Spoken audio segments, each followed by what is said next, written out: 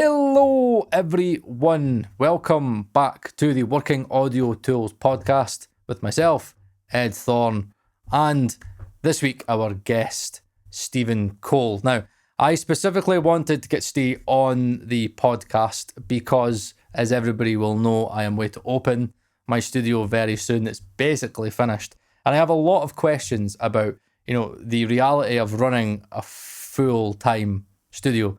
Steve's studio I've been watching for a long time. I love his Instagram and I love just watching somebody that's got a full passion in what they do, and I just love the whole setup, and I just want to pick your brains, mate. So thank you very much for taking the time to come on. I know you're a very busy man, but I think to kind of start off, it would be great for the audience to find out a little bit more about you. So if you could kind of give us a little brief synopsis of your journey, kind of how you started out and kind of how you've got to where you are now.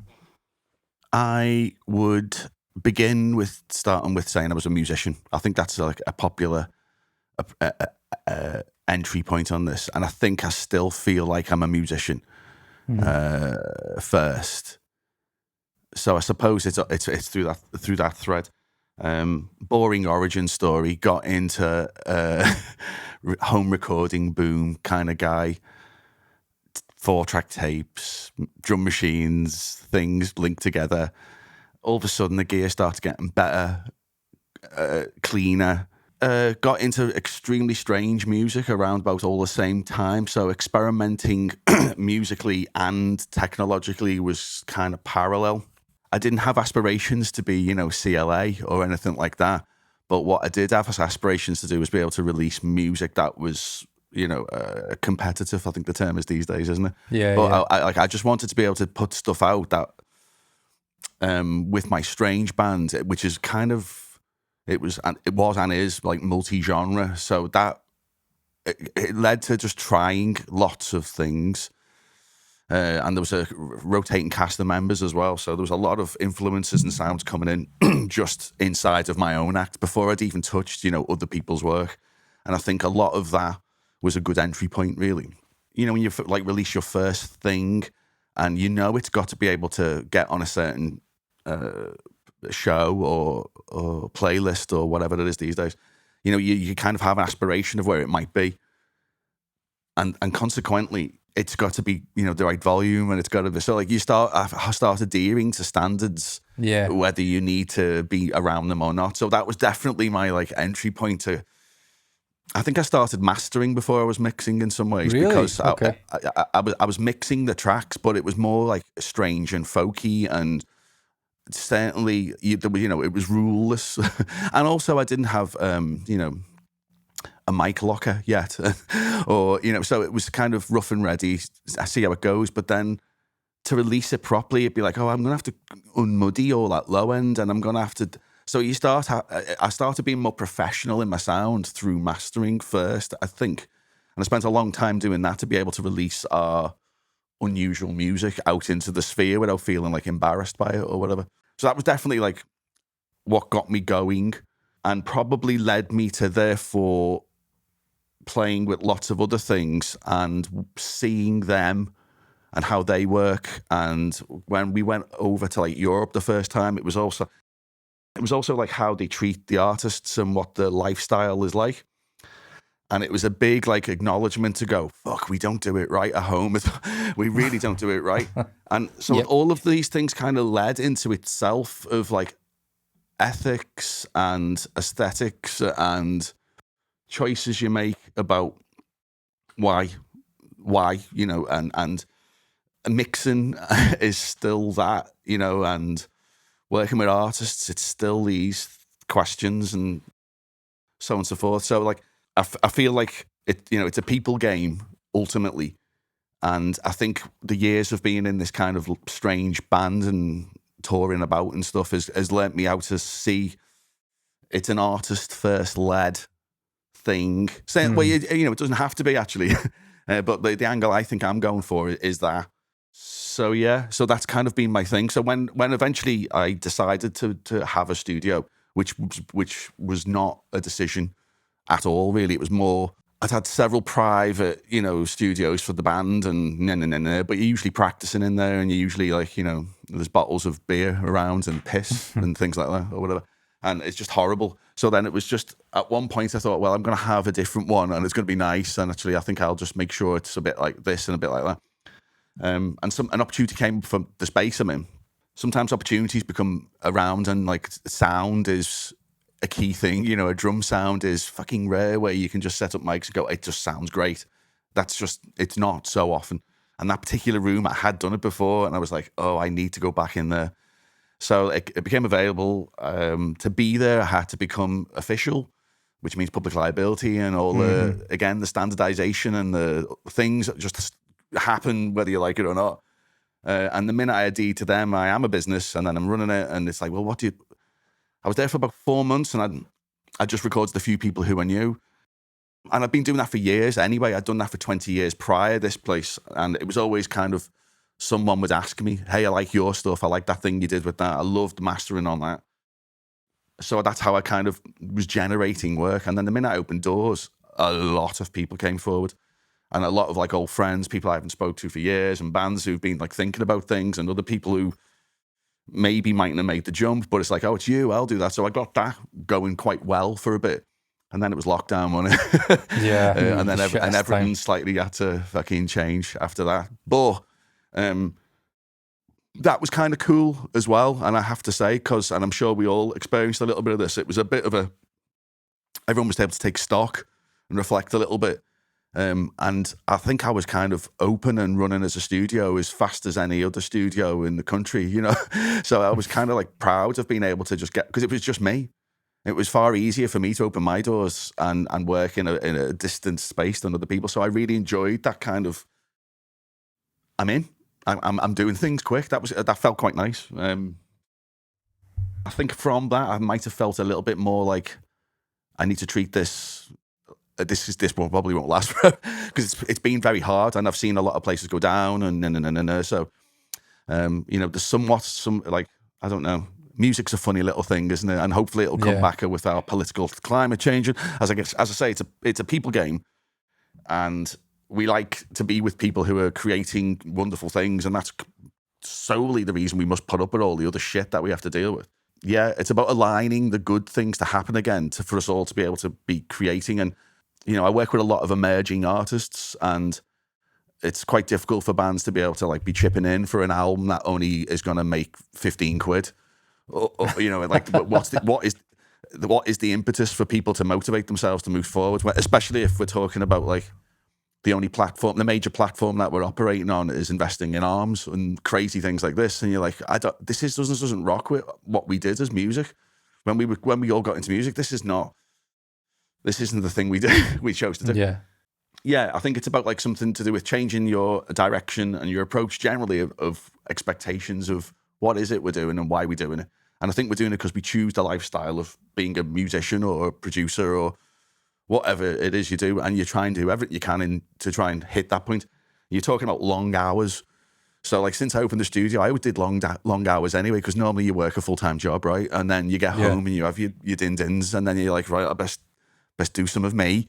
And you squeeze a bit of that in between everything else in your relationships. And if you've got kids, I'm sure that's another couple of hours of your night slightly taken up. So then it's like, if you're a Lewis Cole fan, he sings about like the weird part of the night. And I think that's where I've operated in most of my life.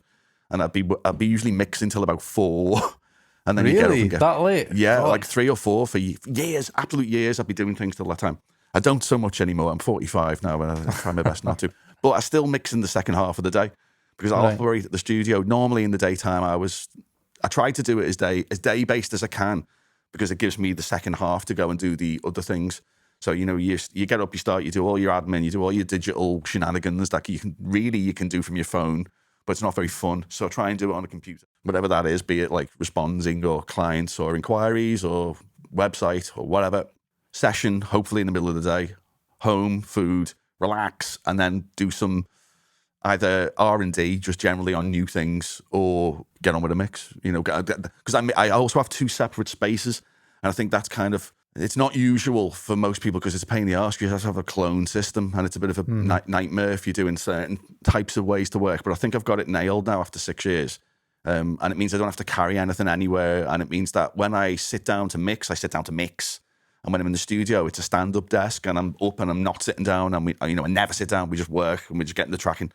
So there's total different mindset I have in both places, and I think that helps loads to be able to turn up and do the task that I need to do that day.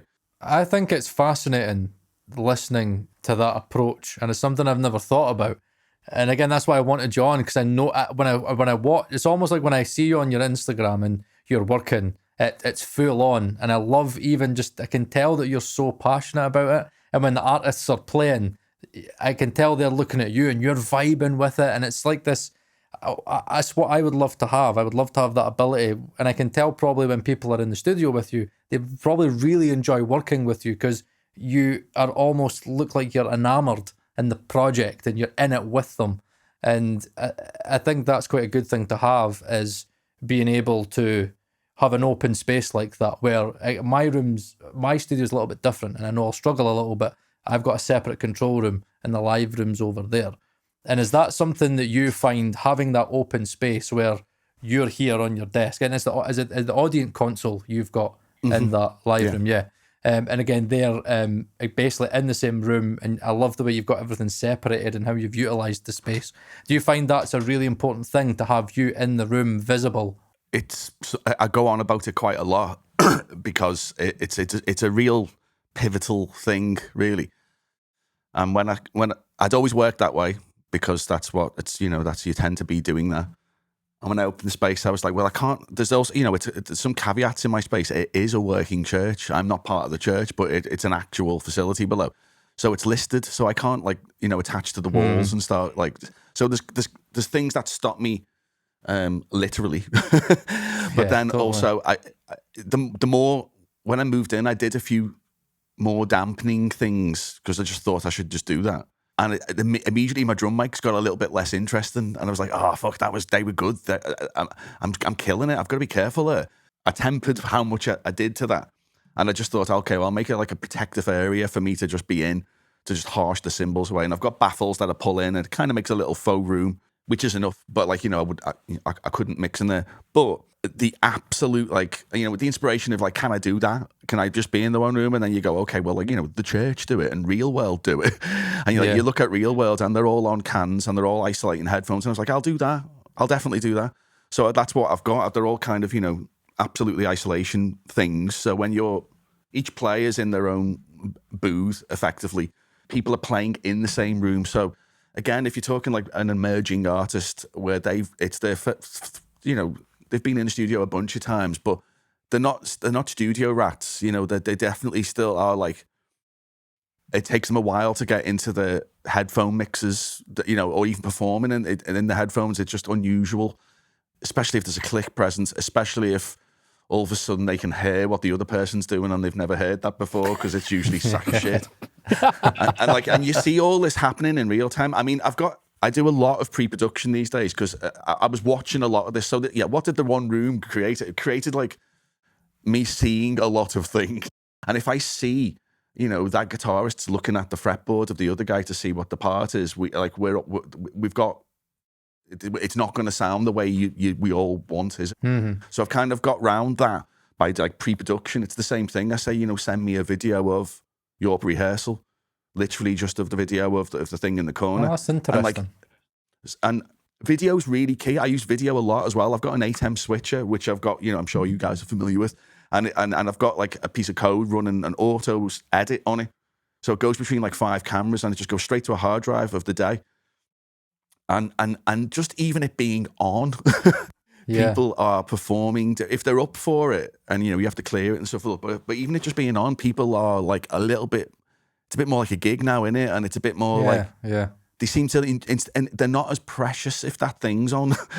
And sometimes it's on, and I just have it on the screen, and it's not even recording. But it's psychosomatically, they're performing a little bit more, and they're a bit less acting weird about parts that don't matter. Because that's often what we're fighting. The whole thing is about trust, isn't it? And I'm trying to get as much trust in them as possible. And sometimes you've got to prove that by certain landmarks in the session that happen.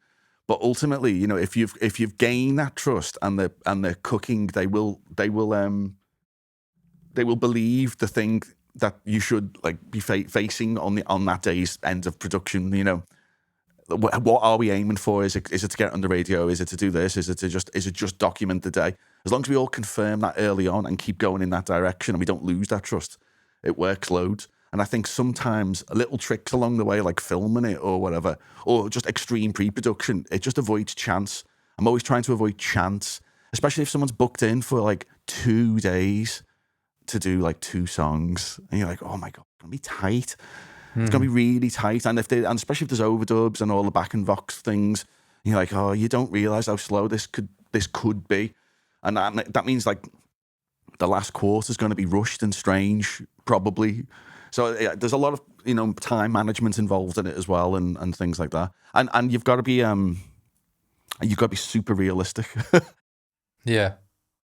When you say before that I'm passionate about it, I am super passionate about it, and it breaks my tiny little heart when things aren't working out in the sessions. And I just wish I could I wish I could diagnose how to have got rid of that. What was that? What happened there that day? And often it's like, yeah, so like a video of the gig that they do with that song, because they often a band will perform very differently in the studio to how they perform it live. And then they'll say it doesn't sound right, and you're like, it's because you literally played it different. I saw a video of you the other week and you were smoking, or I caught you last night and you were on fire. But when you came to my place, you were quite tepid and a little bit polite, you know, and you didn't do that because you did all had like 10 pints or whatever, and actually you prefer the music when you're like that, don't you? So therefore, how do we bottle that? How do we do that without you having 10 pints in the studio? Yeah. Yeah, and I think that's what I need to be hearing, because you're going to be able to give me and, you know, everybody watching the experience of the things that we've not experienced, because at the end of the day, these are the things that I'm going to encounter. And I think it's very important to think about the psychological side and how you work with the people, because many people, I think, get so focused on the gear. Like a video I recorded today is talking all about how audio gear shaming is absolutely pointless, because I think many people are focusing too much on the gear and not about the people, and not as much as what you can actually do with it. So, and say like in regards to gear, is it something that you are precious in certain elements? Are there certain mics that you're like, yeah, I use that all the time, like I wouldn't go out, that's my desert island mic? Or are you kind of just like, right, here's what I need, and I'll get the mics up and let's just focus more on the performance? The gear is something that's like just a tool to kind of get the performance, you know what I mean? Like, are you precious about gear, or are you more totally focused around the production and the performance and all this kind of psychological side of it that you were talking about? I mean, it's all relevant and it's all related in some ways. Yeah. I've obviously got a nice collection of things I like to get out certain ways. People like that as well. They like options. They like this, you know, again, you're trying to install trust and you know, an experience or something in your client or your friends, you know, whoever it is who's come in the building, and if you can offer them some things, I mean, I will discuss it with them as well. You know, I don't know if you know the British company Sontronics. They do some like really quite nice little things. So I've got like the stereo ribbon by them, the Apollo. I love that thing. I mean, I love it. You know, it's super distinct, super dark. And I basically use it as a reference mic. So whether I use it or not, it goes out, because if I'm time aligning, you know, I've got a reference point that is time aligned. It's within one, you know, sample click distance, that one from this one. So then if I'm setting my overheads, if I'm setting my kick, you know, so that will go out even for that reason alone, whether I turn it on or not. Because it's the room so juicy, I have to have some ribbons spread. You know, you'd be mental not to be setting up things like that. I have like a 47 style thing by Perlman with the Dave Perlman stuff, hand built and all that. That is, just point that in the corner over there, and you've got, it's just the most wonderful. You know, it will be your drum sound, you know, from turning it up once. So like I do have those things, but I used to really resent 57s. I couldn't bear them. I still don't think I can really dig them very much. I don't like them. I really don't. There's just something fishy about them. And also I think it's exactly where that little peak is, exactly where it hurts in my ears. Yeah, I'm the same. So on like, guitars, I hate it. I hate 57s on guitars. But if you put it in, it's like, oh, I'll put it in as well. You know, so like, and I've kind of grown a little bit like, Yeah, I just hated them, and then definitely over the last 2 years, I've just got a bit more like, oh, it's great, it's fine. So yeah, it's fine. But it's always like little increments, isn't it? It's just time. Like I think mixing is iterative, and I think gear collecting is incremental. And like you work with what you've got. I did. Correct. When I first kind of came into like I think I can do it. It was my actor got a record on Radio 1, Album of the Week, Hugh Stevens, blah, blah, blah.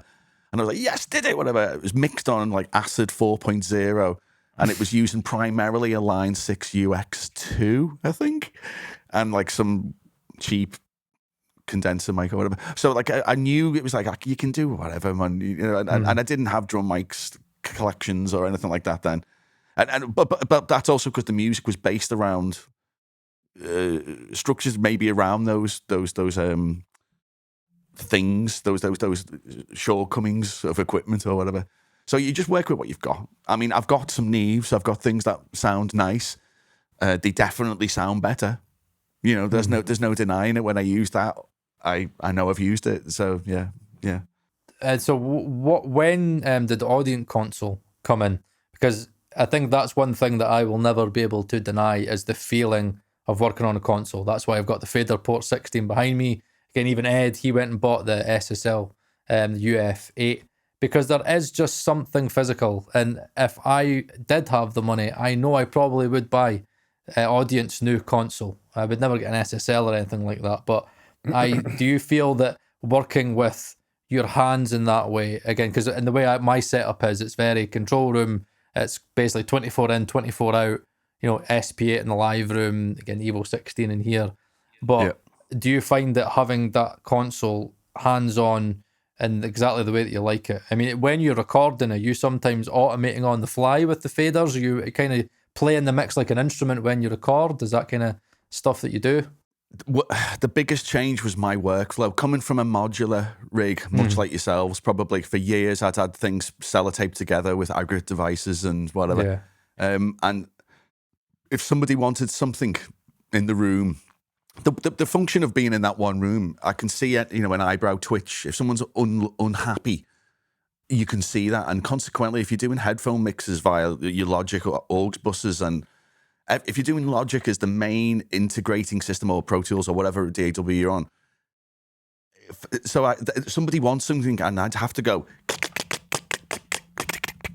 okay. And then someone else wants something and you go, 1 second. And it just, you don't know it at the time, but now I'm not doing it. It's like, Jeepers Creepers, that is a mood killing section of life. And it not only does it like, it's just a little bit harsh in the situation, a little bit, because it's not fast. And it's immediately you kind of going, and it just becomes this little annoying little task between good tasks. So the minute the console was there, because it's basically, I'm kind of like parseing everything out to somewhere on anywhere, and I can literally just do it quickly. And it's got the inserts are switchable, etc. Everything you need is very much a click away. It's just made my life nicer.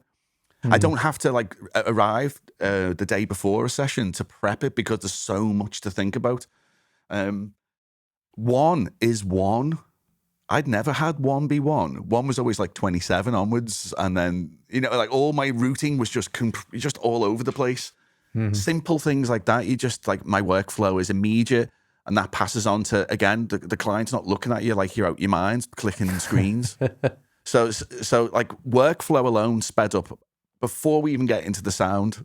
The big thing I realized from, that they've all said it, we've all heard them say it, pushing it into the console, and you're like, what does he mean? What does he mean? Push what, where, into where? So I now understand, and I kind of did this anyway. So let's say I've got the Neve, I've got the 73s there. You've got the saturation quality, and you can trim that down. So if you're doing a vocal take, invariably you'll be riding that trim. If you want to do a little good one, and I always did that on a vocal take. That's cool, but yeah, as you say, now I've got that facility on everything, and also it's not just those two stages because we've got our clip We've got our mic gain. We have the short faders. We have the long faders. And then there's a trim. So there's a few gain stages there that you can choose to use in your own way. So I immediately, in fact, the first session I did, because I was invariably pushing it too hard because I didn't know, immediately this drum sound came out that I'd never achieved by just simply putting it on. And also, you're kind of drawing in the waveforms now to your taste in the session. So that snare can be a bit crunchier very quickly. The click, kick, so it's just happening quick. That's the main thing. Is workflow is quick, sound is quick, and I touch things like, I barely touch the computer now in the recording studio.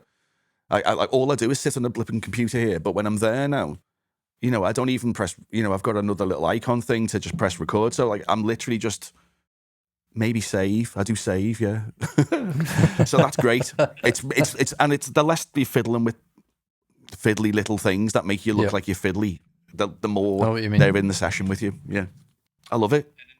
And I think the good question I've got, and it's something I've struggled with a lot, is the perception of the client. So I'm very fortunate with the whole YouTube thing. I have managed to amass, a decent collection, nowhere near the amount of mics you've got.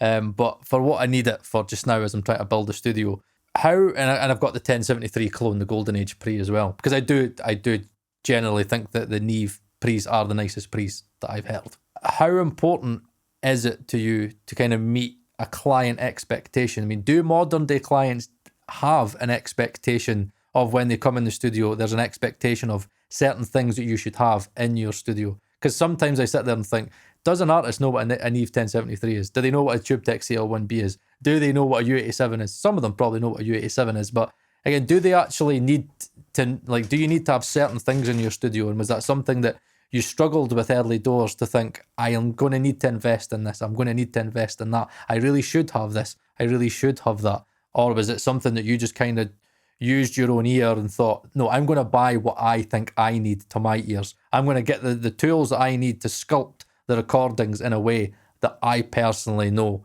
is going to give me a certain sound? It's a little bit of all of it, really. Right, okay. I definitely have more things than when I opened, I had what I need. I could have got all of my sounds with that. At least I thought that I could.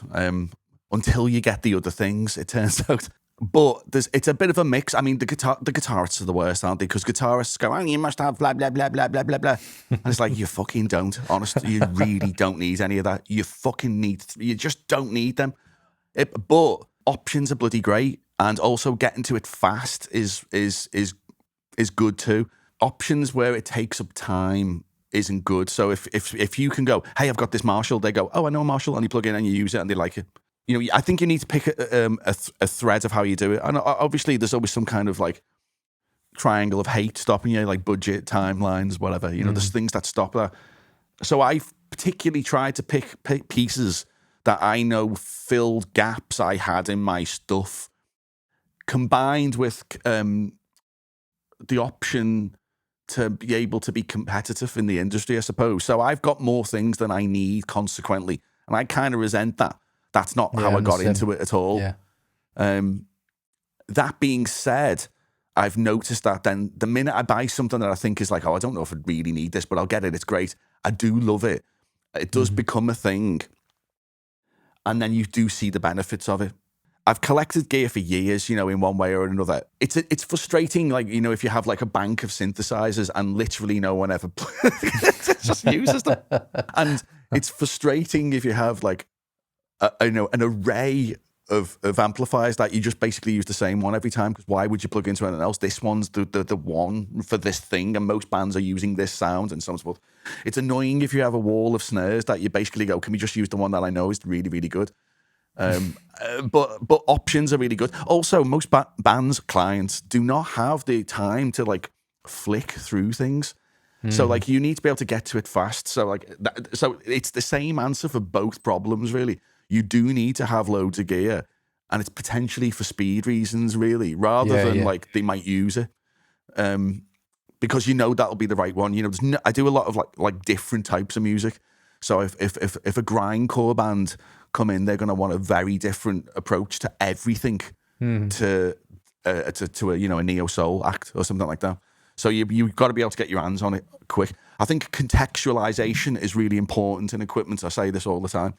And like, if you know the genre and where that genre sits contextually, i.e., you know, if it's 80s, you're going to use DX7 or whatever, simple operations. But like, there's things you can follow through really quick. And I think gear and knowing your contexts is just as important as what to having the list of gear, really, because you need to know what to do with it, right, and when to apply. Absolutely.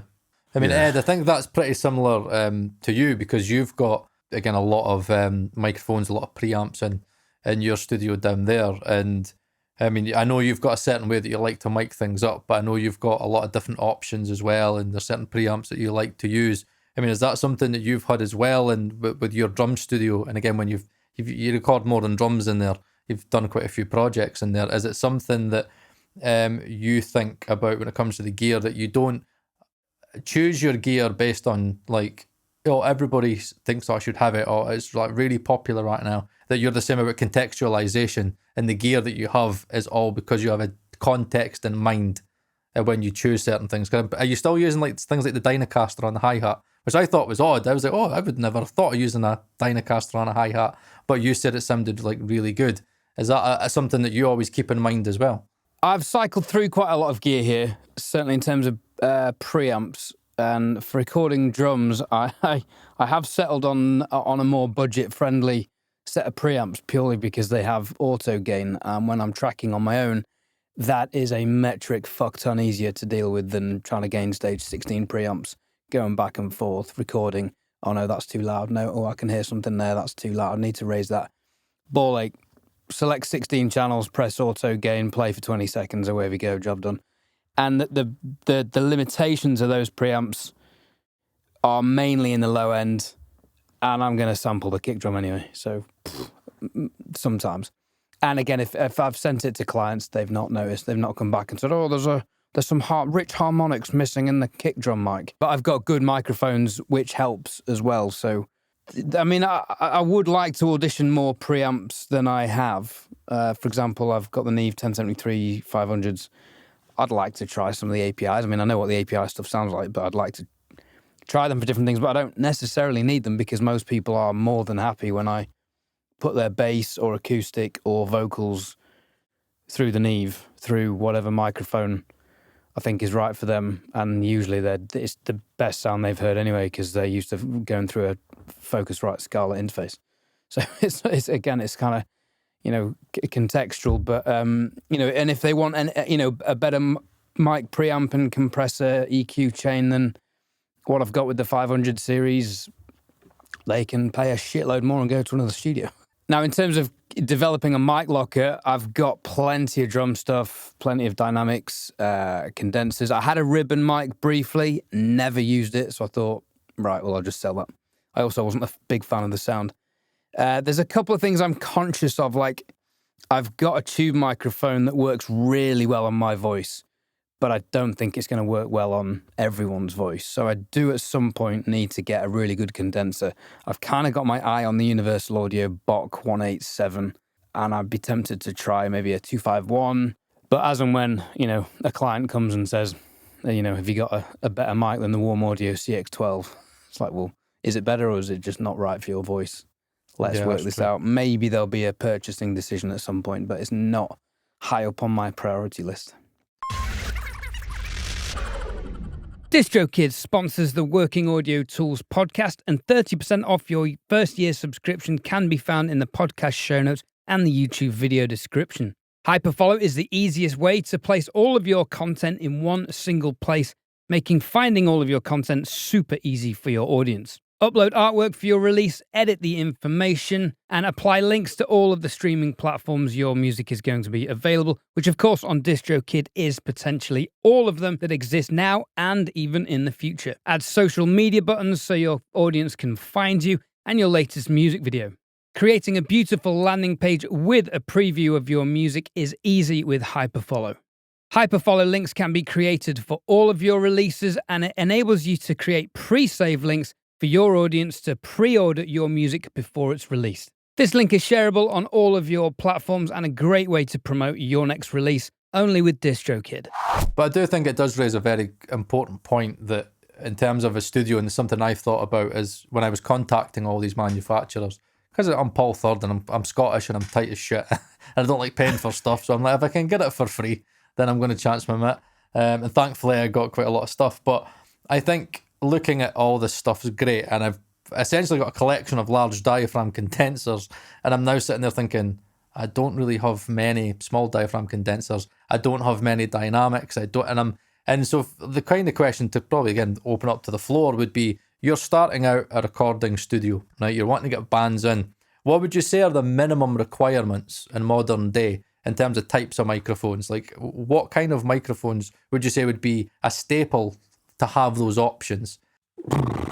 I mean, there's some absolute standards, isn't there? And that you can probably guess why they are. You know, if you have a pair of 414s, they're versatile. You can use them on pianos to overheads. They're switchable. They've got pads. They're really good on most things. You know, they've got a very clinical, clean, reliable, uncrunchy sound. A pair of them will do you good. Pair of KM 184s for small diaphragm. Can't get enough of those things. One of them on mono, drummer's perspective, head snare is the best snare sound. It's just so rich and so full of tone. And like, if you do that with a kick, Mike, it's like, that's a drum kit. The cymbals are mixing themselves. You know, it's avoiding all the noise. It's so rich for a one mono overhead. Get a box of 57s because you'll use them. Invest in stands immediately because that's a pain in the arse. Don't buy cheap crap because they sag. Yeah. You need proper. It's an K&Ms. Absolute nightmare. Yeah, you've got to get K&Ms. You've got to find the one that you can kind of just about. I can afford probably that good one with the thing. And I need them to be all a bit similar to that. And, you know, that alone will solve most issues from sessions of you know, when you get back and something's drooped or moved. And these are the real problems when you get back and you're like, fuck, the snare's pointed up. I've had a session where it come back and it's because someone else set it up. It's always that. It's always that, isn't it? And it's pointing up. And it's so, you know, it's just picking up toms and cymbal and breath. And you're like, fuck, that's the snare, man. So you've got to do. Someone hasn't paid enough attention to detail to tighten the thing properly. Well, just that bit. That is kind of like the thing. You need to know all of your screws and all your grommets way more than what mics. They're all really. I mean, I love the way that like now someone will do like a snare shootout. And it's going frame by frame of, you know, 100 snares with 100 things. And you're like, fucking hell, man, they all sound exactly. But especially in a row like that, like the difference isn't going to change anyone's song ever. Not when you've sampled it anyway. Yeah, I mean, yeah, exactly. Yeah. So, yeah, you know, get reliable things. The Beta 52 is incredible. It's got a good low end. It's, you know, don't get an eggy one. That's a bit 90s. Get some extra thing on there. I love the... D880 is it? Biodynamic. I think that's it's like a handheld bass mic, but it's also a kick mic. Great for tenors. Great for it lashing on the floor, and it'll survive. You know, it's built like crazy town, and it's capable of doing a lot of the low end work in most situations. Great on acoustic bass and stuff like that. Upright. And it's small, so it can get into things. This is another thing. Like you pick mics for a couple of reasons, don't you? Sometimes it's for convenience, you know, of how to get it in there. If you've got a metal drummer with a myriad of cymbals, all like tessellating past each other and across the things, and you're like, how do I even get a mic in there? If you've got a 441 or something like that, you wouldn't even get it in. So like immediately, you're like, well, I can't even use the mic. I can't use my special mic. But if you have an E914 that'll clip on something and avoid everything else, all that business, logistics to work with. Paul, I think another way of looking at it, maybe you should look into is instead of what gear should I buy, look at what techniques you're likely going to use to mic certain things up. So, for example, double bass, low. This D88, I've not used that one, but maybe a Audix D6 or the Shure Beta 52A. At the bottom, and then a pencil condenser mic at the top. Maybe that's going to be a combination, or a large diaphragm condenser at the top, or a large diaphragm at the bottom, pencil at the top. Who knows? Acoustic guitar, classic. Are you going to do the XY technique with 2 condensers? Are you going to do mid-side technique with 3 mics? Or are you going to do like large diaphragm at the body and pencil at the end? Maybe think about and test for yourself. This is why YouTube for me has been so good, because I've done so many acoustic recording sessions. I've really had to hone my acoustic guitar miking technique, even if it's just one microphone. You know, that can often be the best sound. And then you've got to think of the production. Is there a lot going on? Do you just need a mono acoustic guitar source? You don't need to put 4 microphones on it, one behind the guy's head, you know what I mean? Or is the acoustic guitar for the first verse and chorus the focus? In which case, maybe you want as much sound as possible. So do your figure of 8 mic in the middle and then your mid-side technique if you want that. And, you know, think of all the instruments you're going to need, you know. Did you get a digital piano in the end? Yeah, I've got a Yamaha in there now, yeah. Yeah, so you won't need to mic up a piano, which is good because that can be a bollock.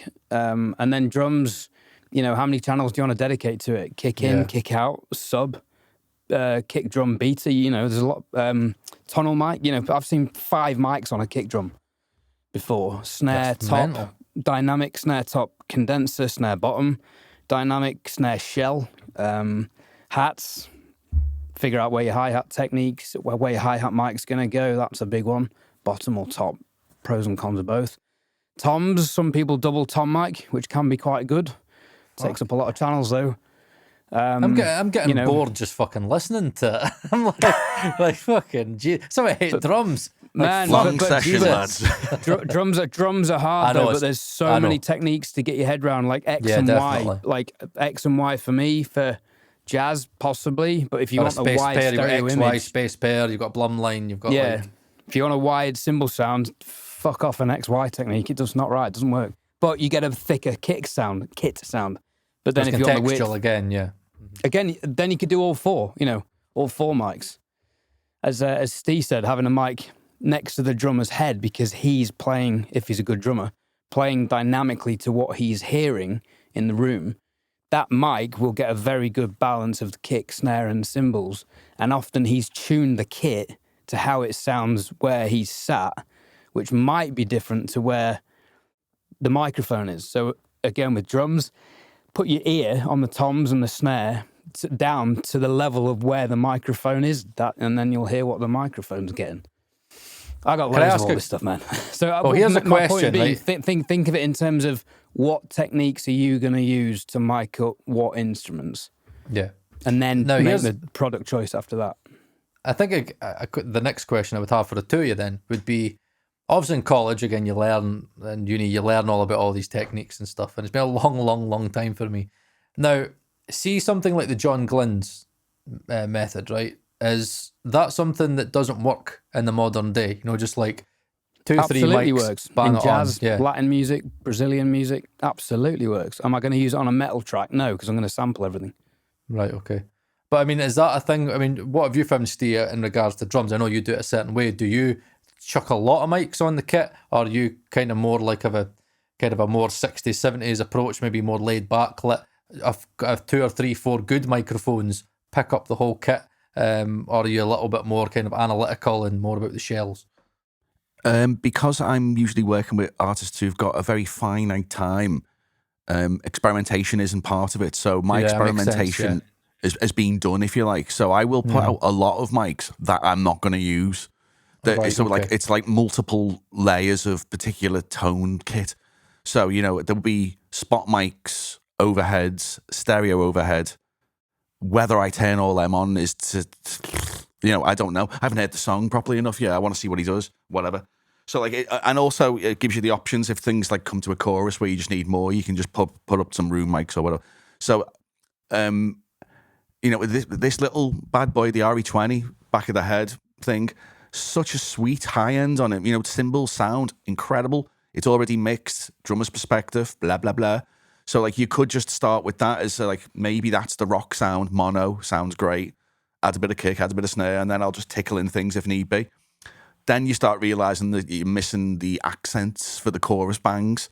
So you go, okay, well, I'll use my spot mics. I'll bring them into play for the chorus then. So, like, they're all options that you know how you may or may not use. And I've kind of dialed them in a bit now, where you can kind of predict with the band where you're like, I think I might have 2 or 3 versions of the kit sound out of this rig. But the more mics you turn on, the harder it gets. That's a fact. That's what It starts getting like strange. But then similarly, you can strip it down, start again, get a real like good sound out of a few mics. And then if you just turn all the others back on, often you're just like, oh no, that's fine now. It was just actually the balance was all skew for. And phase is the biggest issue. I'm sure you're all auto-aligning your head off. But it's about, I really recommend a stereo mic for you, Paul.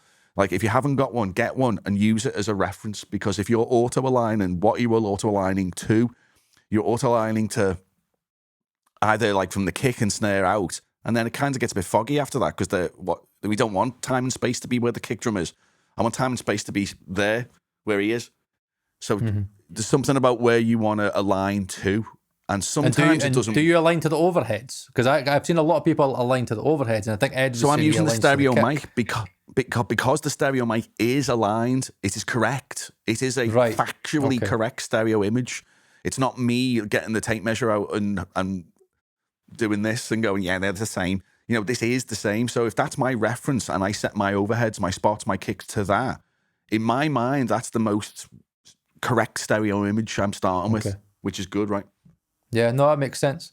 And in regards to unfortunately, you might lose the stereo mic for a tonal reason then, because you are basically using it as a reference mic, and it might not be the place where you want to hear that band doing that. So I've kind of come in and out of favour about how should I use this particular thing, but I know I get such a correct image when I do use it as that format. And when we talk about the prep, because from the Sims of what you're talking about, it's the old adage of obviously fail to prepare, prepare to fail. And that sounds like something that's very, very important. Now, in terms of the prep, this is what I've always wondered. Now, obviously, you're on the clock, and again, time is money. So how does that work in terms of like the... Because obviously, I imagine the band's having to pay for the prep time because they're coming in and that's part of the session. Is that something that you need to really, really hone your workflow so when they come in, you could look and go, as you said, you've got tons of mics, you can go, right, that on that. I've got everything routed in the console the way it's going to be. It's just a case of going mic, put that there, you go there, you go there, you go there. Let's get playing and let's get balances. How does that work money-wise? Because I can imagine if somebody was on the clock and they came to me and I wasn't prepared and we spent half the day just fucking preparing mics, they'd be like, fuck it, well, we're on the clock here. Like, I thought we'd be recording by now. No one wants to see you messing around with gear at all. You can't do it. And it's the same with compressors and setting shit like that. There's no one wants to see it. And if you do it and get it wrong, and they saw you doing it and they hated it, everything about you is you're just the worst. You're the worst now. So you just got to avoid that. So my prep, I always have a day beforehand where I do things. I won't invite the band in, but I've done enough pre-production, so I'll do Zooms. I've had videos. Maybe I've seen them live. Sometimes I have them rehearse in my space, and I'll watch them do that, but that's very rare. Often I can you can get a clear picture from those assets normally to go, I need to have this ready, and I'll have things on stand. And again, if I've worked with an artist, that process will be just minimised. But if I don't know them, specifically the drums, it's always the drums. Where are they? How much gear have they got? How fussy are they about the one that goes boom or boom or boom? And are they going to swap out the boom for the other boom one? And all this. And then, of course, how they play might be slightly different to how you want to set up your mic. So you leave as much wiggle room for them to be able to do anything they want, but you've got to be as prepped as much to be able to sneak it in there. Totally. So like you can kind of predict with the genre, if it's a metalhead, there's going to be all kinds of sciencey things going on. They might have triggers. They might have, it's not like a normal drumming session. It's a different level of thing. And similarly, jazz heads, you've got to be invisible because they don't, it's not about the tech. They're just not interested. Mm-hmm. They're about capturing the performance, and you just need to be invisible, and you don't even speak. There's very little like production going on in that kind of session. It would be intrusive, And you need to know that. That's important to know. For example, somebody like me not knowing that would be like, oh, yeah, look at this tech and that. And they'd be like, yeah, I'm not using him. Right, we're done. We're never using I them mean, again. I get all the stories, you know, like every band who come in's got another bit of gossip about another place that's happened, and like, and then their experience of what happened to them is often like, oh shit, right, okay, and like, you know, ranging from, I'm not going to go into it, but ranging from just like, you know, just patting each other on the back stuff to being quite crude, you know, like it's a, you've just got to just be in the session, helpful as possible. I mean, this is the other difficult thing sometimes, and this is from experience now. Sometimes you're doing the best you can to help the band, and actually, the band's going to throw that person out that you've just spent 2 hours. You know, like you've no idea about where they lie. So, like, you've got to be able to. I always equate it to a bit like stand-up comedy or DJing. You have to really read the room constantly. And what you thought it might change in an hour anyway, or like you might have got it wrong, so reassess it quick. So there's a lot of that going on where you must change on a sixpence very quickly if it seems to be going in the wrong direction for whatever reason.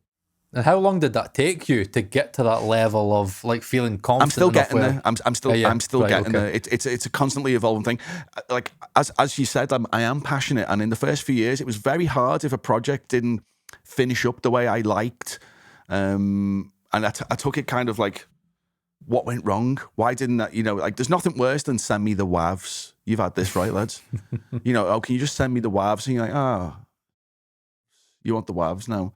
That's more work. You've just given me more work. And there's nothing worse. But then I've learned that that's because, and then of course the thing comes out, and you're like, I wouldn't do that. That's not the type of thing I would have done. And then you're like, well, that's fine then.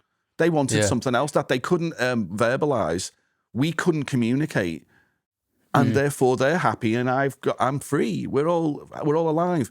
So like I've just got used to like that can happen. I've got a mentor, and my mentor once said like, if you can't get to, it's about 70%, you know, and I was like, 70%? What's success rate? And he was like, yeah, I mean, how could it be any higher? It's not your song. They haven't got the time, the blah, blah. There's so many reasons. So you just have to lower, like, and it's not a negative thing. You just have to expect that you're not going to, it's, you know, if you do your own music, you will always just continue mixing it, right? Until it's done. Totally. And then you kind of go, okay, it's done. I think I'll release it. And you never really hit that. And I think every band and every musician's dealing with that constantly. You know, and we hear, you know, snooping around on that internet there's big names, really big names who've done really big records, and they've been denied on their mix. And the explanation's been minimal of why. And you're like, wow, that's like Grammy Award winning what's-his-face getting like, no. And it carries on all the way up the chain. And I've seen it happen, and it's fine. And the more you do, the less precious you are, and the less painful of like, what went wrong? And the reality is it just didn't align. It's usually the song, let's face it as well. It's usually, it's never the mix. It's like, it's nearly always something's clashy. And this is something I've realized. If I hear something in the song that I'm finding's clashy, and we haven't been able to arrange that between us, that it shouldn't be doing that, they're adamant on this topic. This must stay. And you're like, but it's in the way the vocal or whatever that type of thing is. So you can't, it's really hard to get behind that then, because you know it's not what you want. And potentially you're always maybe turning the thing down that they're asking to turn up because you think it's a problem or whatever. You know, so like once you hit this kind of cul-de-sac, I guess you're there. And as we were talking about trust, the trust is gone then. So how can it... It's really difficult to pick up that relationship, especially if there's 4 or 5 people and they're doing it by kind of like consensus, and they meet on a Thursday to do it for a bit and chat. You know, like you haven't got a hope in hell really. So I've kind of got less precious about it going wrong, and I just get it to exactly where I can be. And also when it's at that kind of maybe this isn't working out scenario, you've just got to be even better at like closing that up and helping every single way, and be like very happy for them that they found another way to deal with solving their problem, whatever that is. And I've actually started feeling that really, rather than like trying to have it as a mantra. I actually do. I'm happy. Now go and stop emailing me about that thing. You know, so it's something you just learn to live with more if you do more of it. Hey there, Ed here. You may recognise my voice from doing all the other DistroKid advert segments. This time I didn't want to just do a typical advert talking about stuff to do with DistroKid. I actually wanted to give you my feedback about the service because I genuinely do use DistroKid for uploading my music. And I know Paul does, and it turns out Dan Worrell does as well. I've used DistroKid since 2019. As you can see on the screen, I have 6 releases so far. It is genuinely super easy to use. The tracks get into Spotify within 24 hours, which is remarkable. Apple Music takes a little bit longer. I'd suggest giving that 10 to 14 days. The hyperfollow links are really useful for advanced promotion of your tracks, and the promo cards are really great visual aids for social media promotion. Ooh, I particularly like that one. DistroKid collect all the royalties from your streaming services, and here you can find an itemized breakdown of where all your income has come from. There's also a DistroKid referral where you can save your friends $10 per sign-up by creating your own VIP referral link. So what proportion of your clients are you working with? Are you recording and then mixing and then mastering?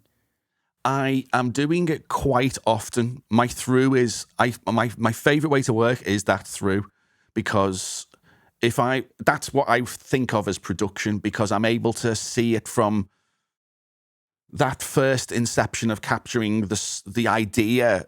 How do we capture your song?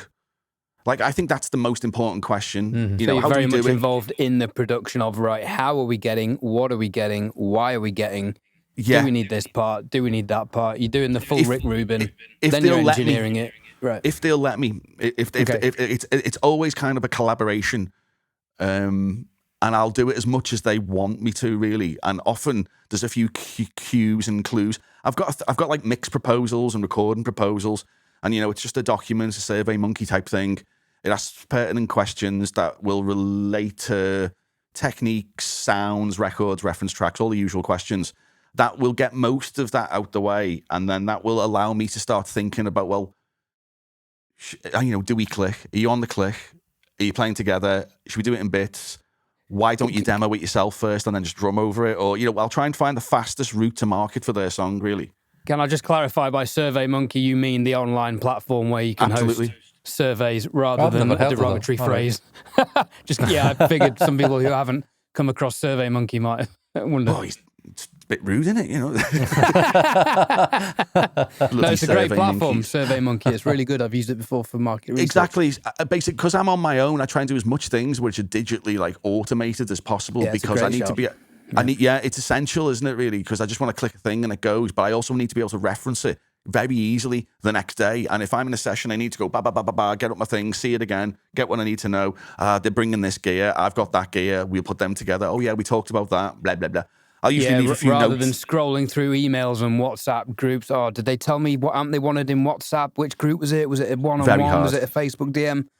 Very hard. Bullshit. I try my best to have email conversation. People love to talk on Instagram. It's really hard to do anything in that as a it's impossible. So I'll try farm anyone as I can to that. Get them to fill the thing in. Easy, and I can reference it, straight away. And any tools like that are helpful. Anything at all. No, totally. And if we take the production and the recording side into the mixing side, do you like to kind of do it all as one package? Because if you know you've recorded and produced it, then you know kind of how you're going to mix it. Like, are you thinking of the mixing whilst you're recording and producing? 100%. Yeah. We all know you've got to capture to source as much as possible, and get it as writer as possible.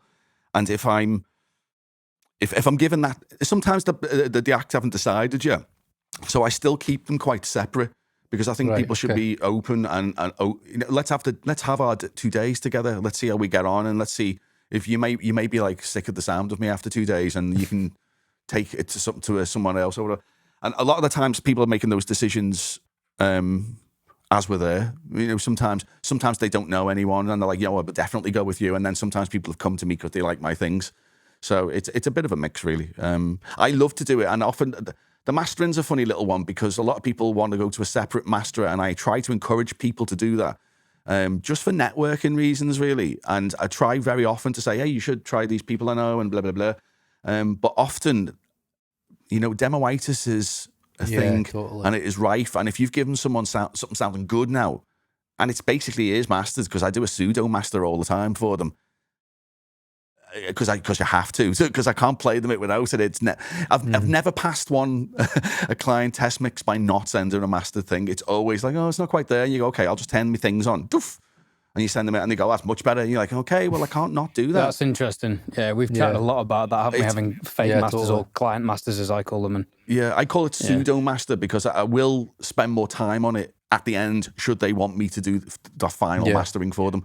But it'll be something that sounds good. It's banging, but it might have something or other. You know, like it'd be like, oh, I need to go in and just tidy this thing or whatever. Yeah. But like, I find that it's pivotal in some ways as well, because the bands with them will say, well, we're getting it all through you. It sounds great. You know, it makes lots of sense. But I would prefer it if they go somewhere else in some ways. And it opens up opportunities for them in other areas to just meet people. You can get mastering done at the toppest of studios very easily. So like so I do try to encourage people to do that. But I do pass the old Pepsi challenge now and again. So that's what's been going on. And in terms of your mixing, are you a less is more approach, or do you are you an in the box mixer? Are you a hybrid? Or I'm going to take a shot at this. I've got an opinion that I would say that you're a less is more mixer. I've got that gut feeling that you're a less is more mixer. I under analytical conditions, probably, yeah. Right. I don't like lots of like bus reverbs and sheen and stuff. Mm-hmm. And I can do those type of things, but if I'm doing it, it's usually because I'm thinking it sounds funny or something like that. So I tend to keep things kind of raw, but bold, I think, is maybe how I would feel about that. I know when I know I have a different ear, because if I listen to other people's things, I'm just surprised that they've specifically when it's been another mix that's gone out. You're like, wow, I just wouldn't have done that. Not in a million years. I'm finding the same. Yeah, and and ultimately it's like, why'd you get hired? It's because you work really hard, and maybe you'll work harder than them at doing that thing that they can't be bothered recording themselves, or simple things like that. And taste, so like. If you've got like a unique, a USP or whatever, like you've got to have something. And I think it's like I listen to odd things and I have an odd flavor of how to do some stuff. That's where I sit, and I'm happy with that as an angle.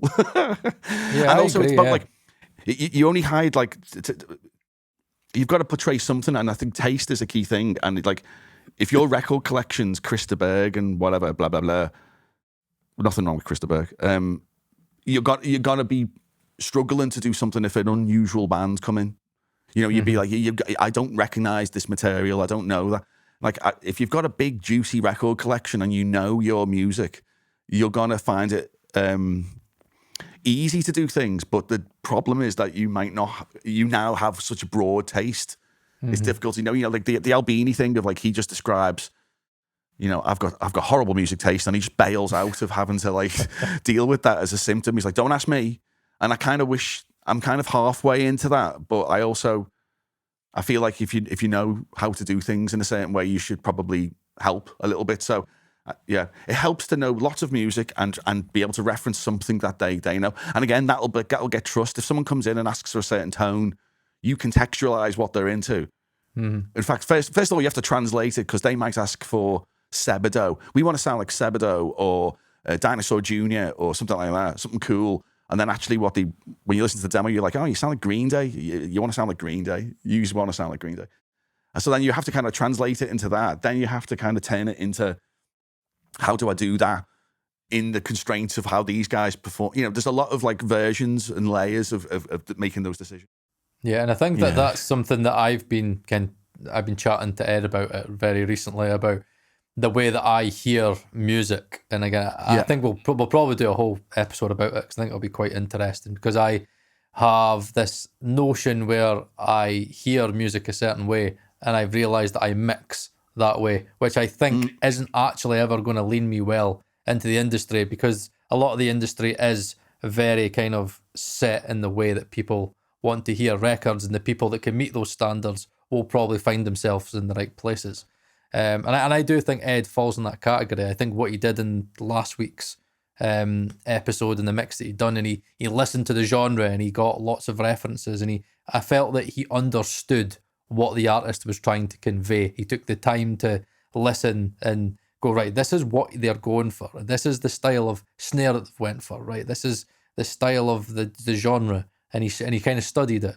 Where I've got this issue where I'm like, no, I want everything to be like a picture, and you look into it, and I like to mix in a way where you can pick out all the elements if possible. But I lack feel because then we'll discuss it later. But I find it interesting how many people could do what you do, where you can produce, record, mix, and master. I think that's such a great talent to have, because I would struggle. I know over time I could learn it, but I just imagine it being a struggle because you've got to wear all these different hats. So you've got the producer hat, then you've got the audio engineer hat and the recording side of it, then you've got to have the mixer's hat, and so you've produced it, recorded it, and mixed it, and then you've got to do the mastering. You know what I mean? And if you've not got that kind of fresh, kind of third party pair of ears, you're doing it from start to finish. But it's all experience, Paul. You know. Yeah, that's true. Yeah,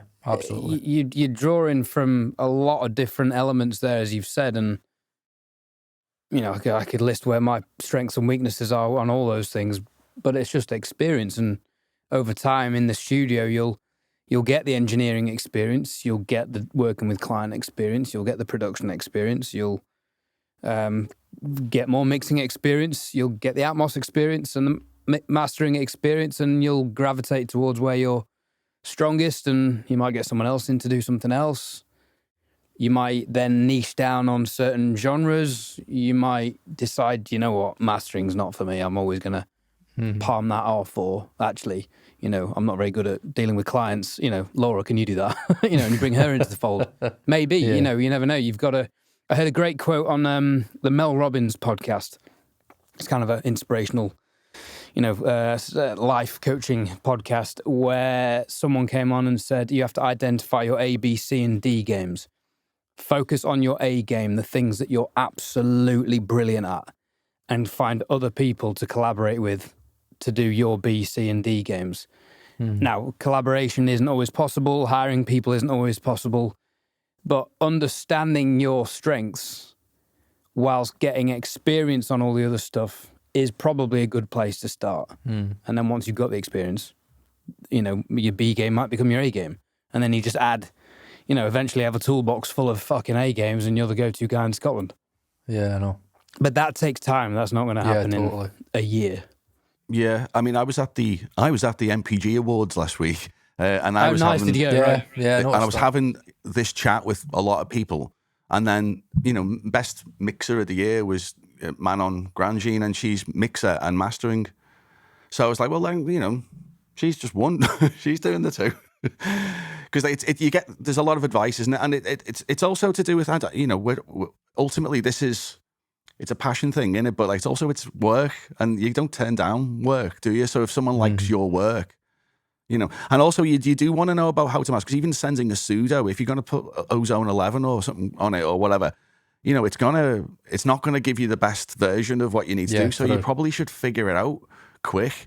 You know, because like you might get it 5% more good to send them, so they go, yeah.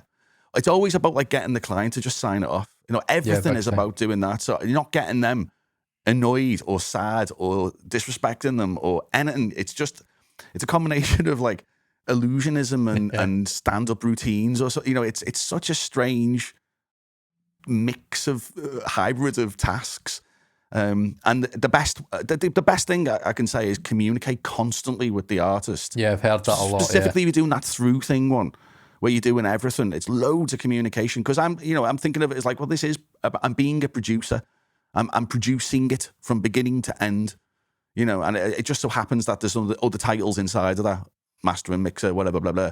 But I'm kind of doing that, and I happen to have a studio, so that makes it easier now, rather than, hey, come to my room and, you know, stand in the corner. So like you're offering this thing, aren't you? I've put together my version of how you could make a record here for half the price of everyone else, or whatever your shtick is, you know. Yeah, and in regards to price, again, I'm not getting to absolute details, but I've been speaking to Ed about it, and I've been struggling on like how to price myself. It's like, how Price do and you policy price? is hard. It's hard.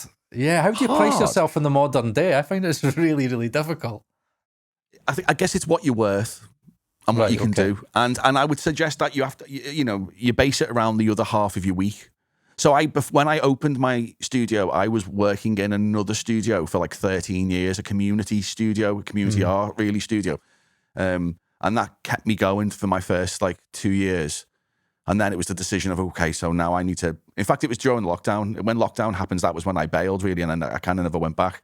And it's been harder, having the extra, income stream, but it's been loads better for my practice. In fact, the second I stopped it, and I was like, I really felt like I was being what I thought I would never do. All of a sudden, it was like I was every day waking up and and also being self-employed, sole trader. I can do anything I want all the time. Like, so I can change my feel or the website or my angle, or no one I can sandbox ideas all the time. If you follow my Instagram, you see the stupid shit I do on there just to keep myself amused. But it's also because I've got a certain angle of I think it should all be process-based.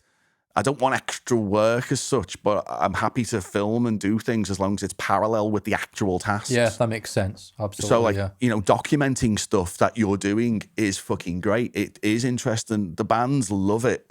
I love it. It makes the day more interesting. So that works for me too. So documenting your process is superb for that kind of feeling like you're going in the right direction constantly, And how do you deal with difficult clients? Because that's something that I ask normally every guest that we have on, but you're in a very unique place where, like, when we think normally when it's mixes, you're normally maybe dealing with an A&R, or again, maybe somebody that's been appointed by the band, to be the one person to give the feedback. When you're in that room, you could be dealing with 1, 2, 3, 4, 5, 6, 7, 8 different musicians. How do you deal when things aren't going right and you're on the clock and you're like, this isn't working? Like, it's not coming out the way we want it. Again, it could be sloppy playing. The band could be arguing. Everybody's unhappy. How do you deal in those? That's a good one. I think I would probably crumble, but I'm like, no, I need to learn how to deal. I need to get past my anxiety and deal with those difficult times. Have you worked, if it's straight away, it's like, what other jobs have you done? If you haven't done anything like that in your life, you're going to fucking really struggle in a studio, because it's 9 times as bad as something else. But if you've done other tasks, working with people, it's a lot of hospitality, right? Right. And if you've done any role in any hospitality, it's always like serving the customer and all that shit. It's so funny because obviously I tried my very, very darndest to not have some boss over me and be ruling my own thing or whatever. And then the first thing you do when you open your thing to the public is you become your own nightmare. I won't let anything go because I want it all to be right and nice and neat and correct. And, and professionals don't make mistakes, right? That's the quote, isn't it? Like you have to have a backup. Otherwise, you're not a professional. So like, you've got to think of everything on like 2 or 3 fuck ups afterwards. So you've got to keep the mood up, Right, and okay. you've got to know. I guess you got to know when to bail. I've never had a recording session go wrong. We've always got what we need. You always get what you need to the best of the facility and ability of the act. I think it's in mixes where it can go wrong because it's A, it's by email. B, it's by committee, it's by proxy. There's usually some political shenanigans going on.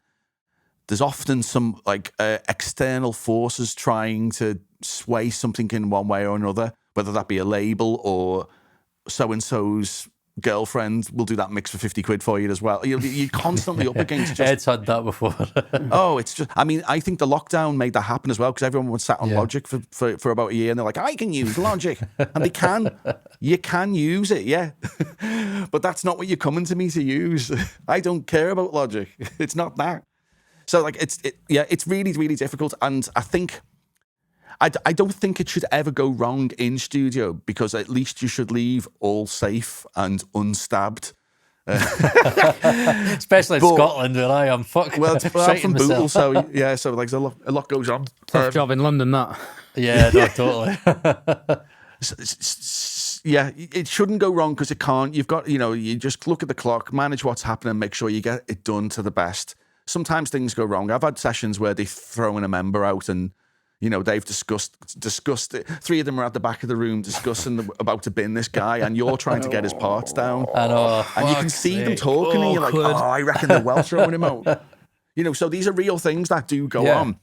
So, a lot of diffusing the situation, and a lot of keeping the mood up in those type of things. And you just go, come on, guys, let's get this done. Let's get this done. It's the herd and the cats thing. There's a bit of that going on.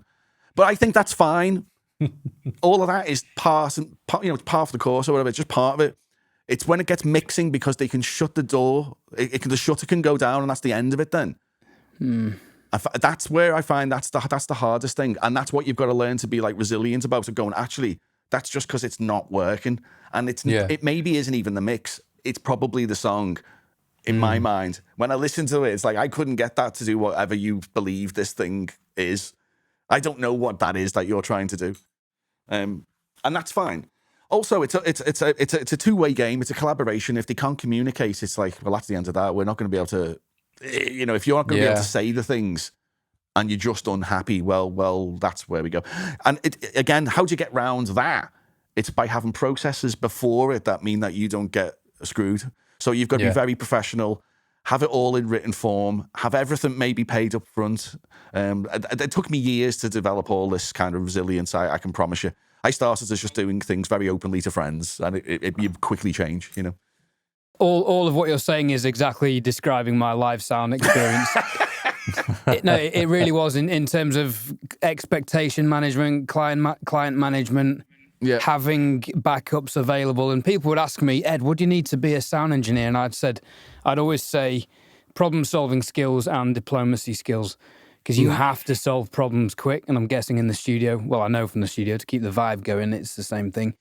And diplomacy, because you're dealing with people who you don't know what's going on in the background. Their cat might have died that day. That's quite a famous analogy. They might be kicking the drummer out, and they might be, the guitarist might be saying, Ed, can you play on this later? And I'm like, yeah. I had an awkward one in Abbey Road once where the drummer wasn't cutting it, and I was like, I ended up going from being drum tech on the session to basically coaching him how to play. And I was like, in my head thinking, can someone just ask me to play this? I've heard this song 100 times now. I can nail this in one take. But obviously that wasn't my place, so I didn't say that. But in my mind, I'm craving the opportunity. But yeah, it's problem solving and diplomacy skills, of which, being a northerner, I have problem solving skills in abundance, and I can deploy diplomacy skills when I need to.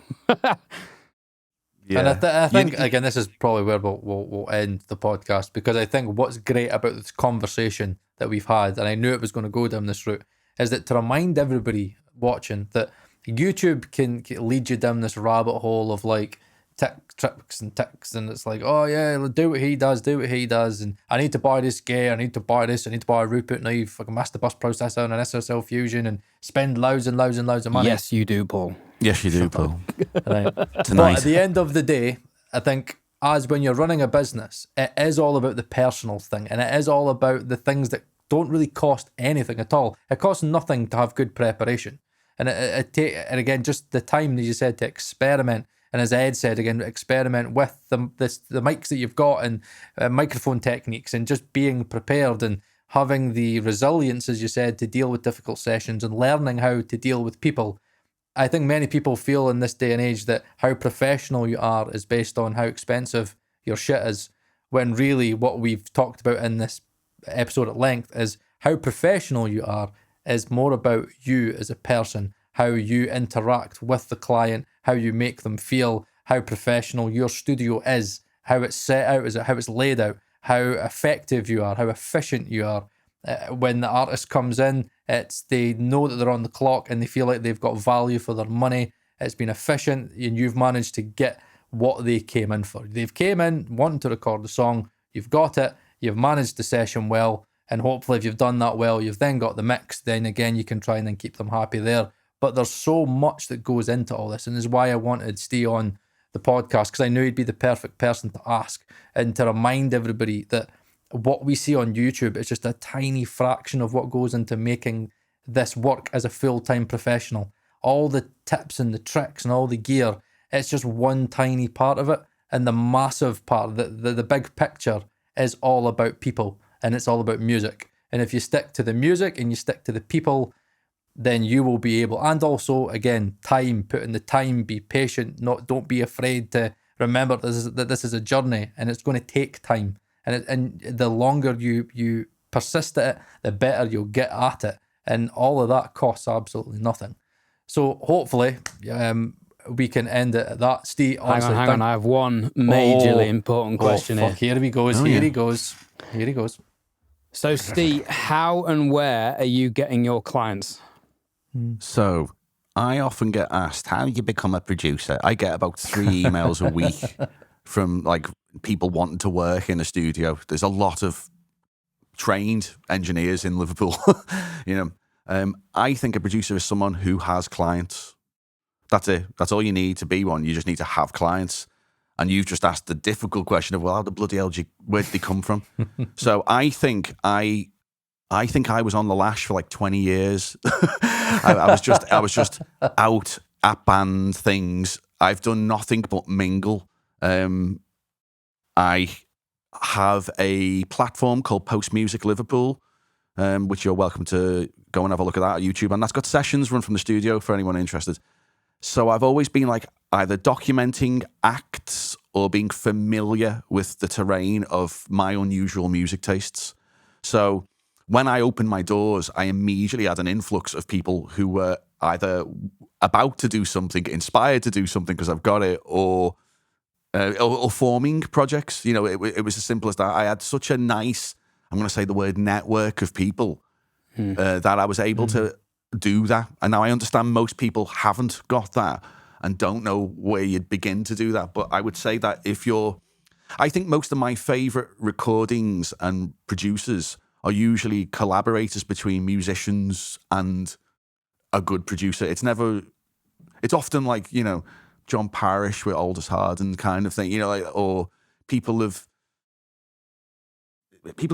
are really entwangled in that collaboration. I find that seems to be the best type of thing. So I feel that that's what my client base is, that type of stuff. Hopefully, it's usually people who want to get involved a bit in tech and they are talking about it and they do want to experiment a bit, but we've got a budget constraint. So I'm going to get them through that in a certain way that is parallel to those discussions.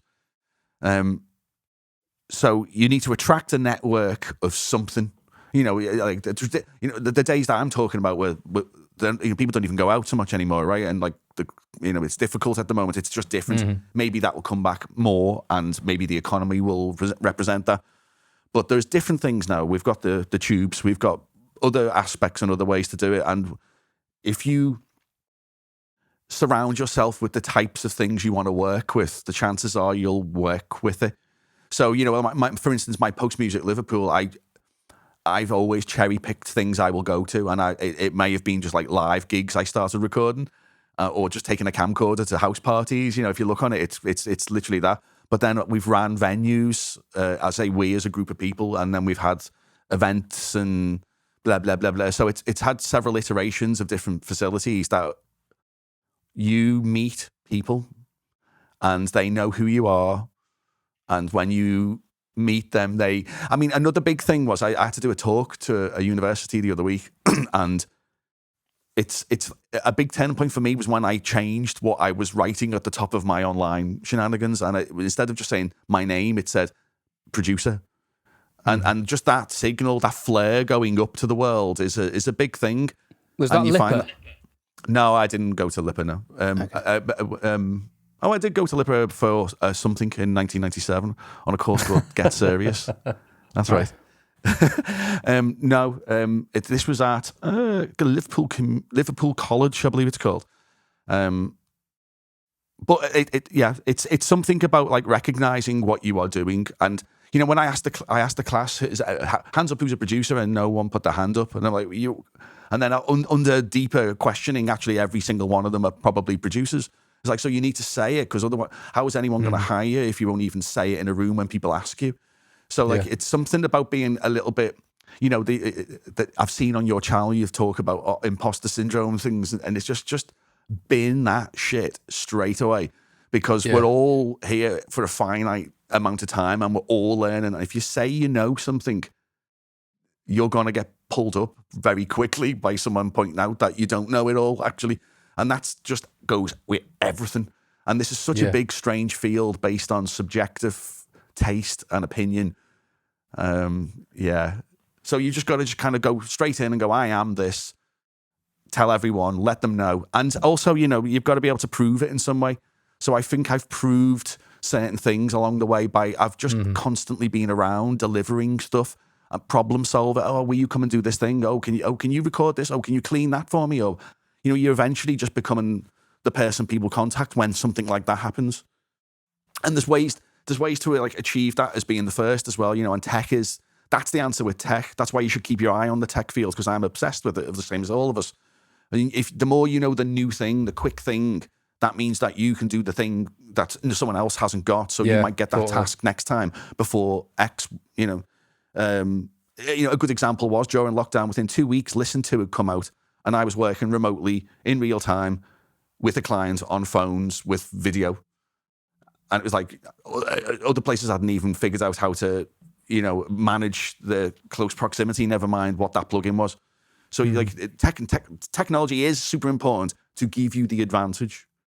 And I often think about this as well. Computers are like the heart of what we're doing, and if you don't understand a computer, big time, turn your fucking door off. You're like there's other things to figure out first that are going to get you jobs and get you like in the room needed more than like something else. And like it's an imperative like problem where people don't seem to know that bit of things. They just used it just for the DOW. And it's actually quite a powerful thing to do everything else that your studio will require, or your life. Yeah, no, I'm doing that a lot now, because my wife has been at me and she's like, right, I know most of the artists in the city where I am. And again, I've been keeping tabs on them and stuff and kind of just speaking back and forth. And my wife was like, right, now you've got to put the push in. Now you've got to say, right, when are you doing your next project, mate? Oh, I'm doing it, blah, blah, blah. Right, come and see me. And then you tell him and you tell him. And again, I know certain people that are in my area that have a big influence on other people. And again, the word of mouth will spread.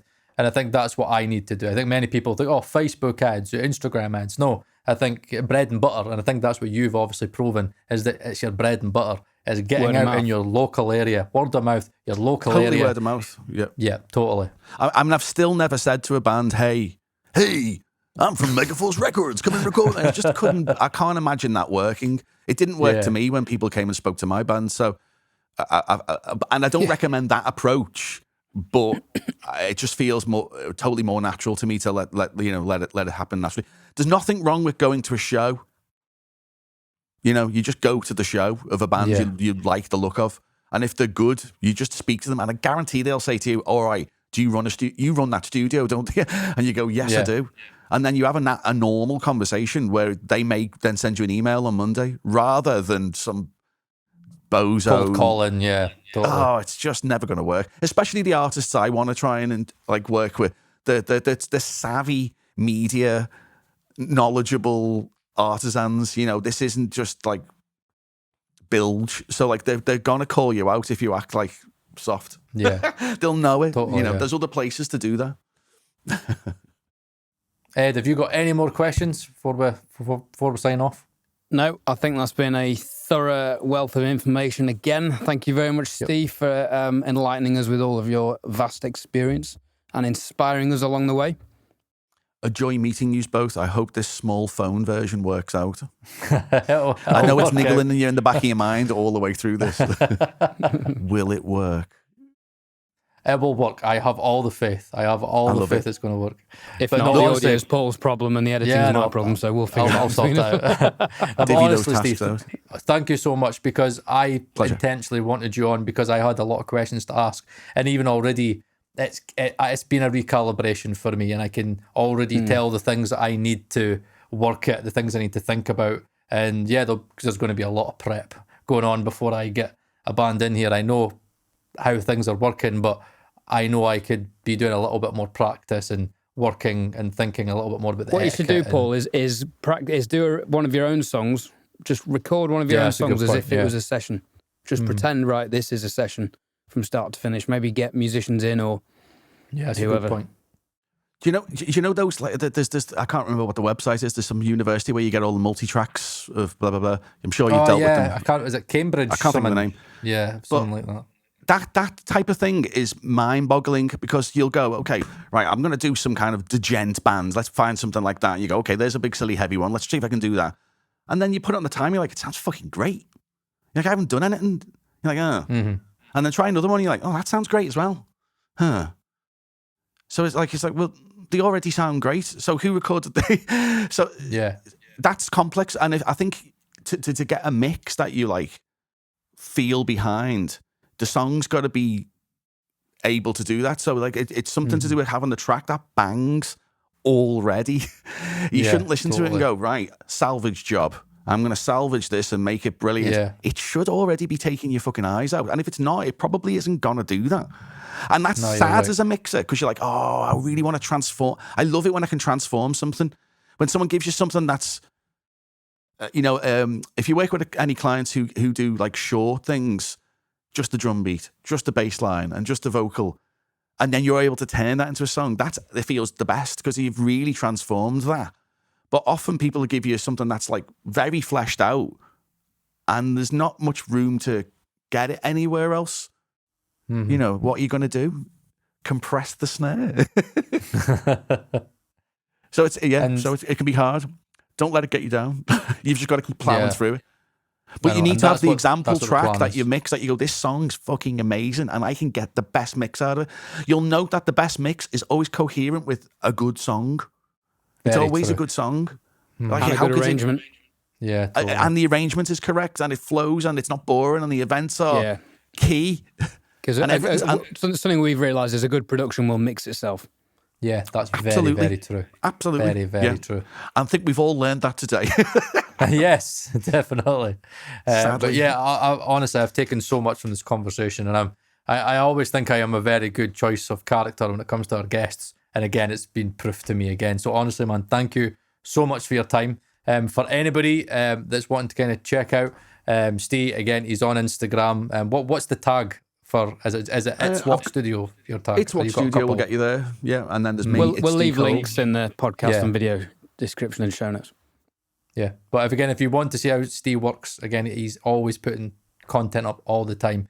So check that out as well. Again, if you are interested in releasing your own music, again, obviously DistroKid have sponsored the podcast, and they sponsor it every week. So again, there is a referral link down below as well. So check that out. And so there we'll have it. Another guest, another fantastic episode, and another rabbit hole for Paul Third to dive down. Fucking as if I didn't think I could have any more fucking rabbit holes in audio, but it's never ending. So Steve, thank you so much for your time. I've been Paul Third. That's been Steve. That's been Ed. And we will see you again next week on the Working Audio Tool.